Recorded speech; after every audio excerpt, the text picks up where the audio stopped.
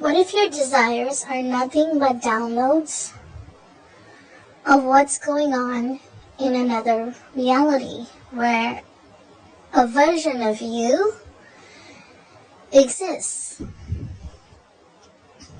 And if those desires involve specific others, that means a version of those specific others also exist in that reality, and you're simply getting downloads. So what if your desires are nothing but downloads? And they are clues to what's happening and going on in that other reality. And that is where you have the choice to move to that reality. How do you do that? You allow the downloads. You allow the clues. You follow that trail. You can't make this three-dimensional world and turn it into that one. You simply go and live with your awareness in that world. And sooner or later, you're going to merge into it. That's how it is supposed to work. So nothing and no one is going to change into something else, and you can't force that. But that is how you perceive your reality going forward, if that's the reality that you want. You'll get daily pictures, conversations, visions, downloads, so to speak.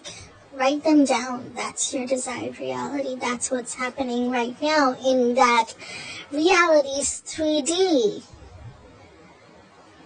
So everything that you get as a download is a three-dimensional, physically encountered happening.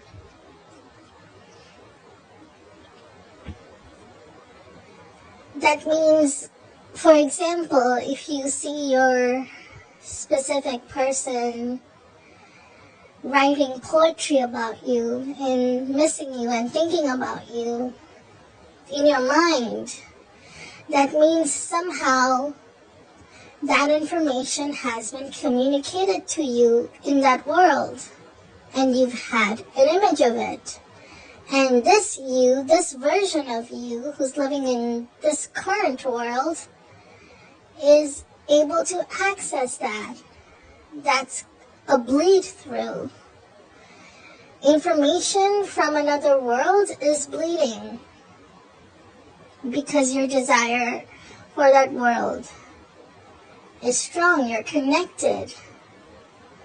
Because I am is all things, everything, everyone, all at once.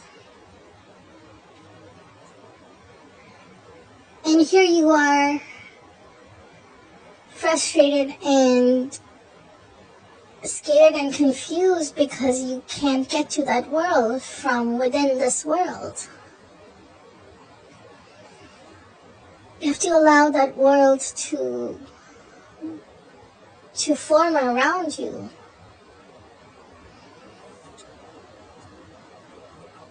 So you do that by keeping that in your awareness, by knowing which is your truth, by knowing that you only have one timeline that you follow.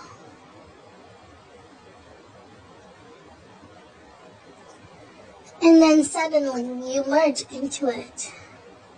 That's really it.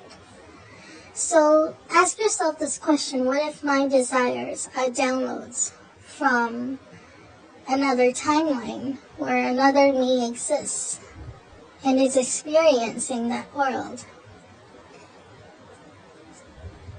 And you'll have your answers. You'll know exactly what your specific other person is doing. You'll know exactly what is what. You'll know where everything and everyone is. You'll know your world. You will have all the answers. You don't have to search. You don't have to Google search. You don't have to investigate. You don't have to open up Instagram. You will have your answers and your own stories. So if you want what you want in physical, experiential form and objectified, encounterable form, you only have to know, think, walk, breathe as that version of you. Knowing that it's not only a done deal, it's a real occurring deal. It's a simultaneously, physically occurring deal. And I think somewhere along the lines, when you blur the lines of both the worlds, the so-called current world versus the other world, when you blur the lines enough for quite a lot of things, suddenly one becomes the other, and you wake up in the world that you are dreaming, that's in your imagination, that you called imagination. So dwell on this for a while and understand the vastness of this, the depth of this. It's not foolhardy thinking, it's not made up, it's not fictional, it's not woo-woo stuff. It's actually what is.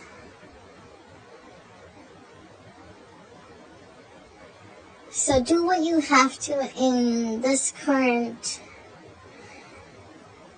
scope of things, in this current stuff. Go to work, eat your breakfast, work out, talk to people or don't talk to people.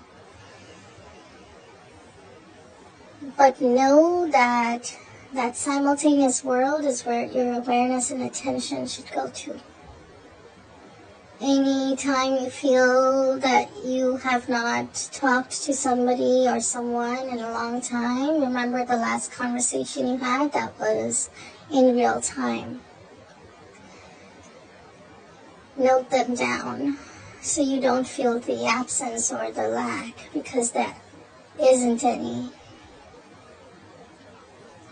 When you build your linear life story from that world, it becomes a linear three-dimensional story from that world.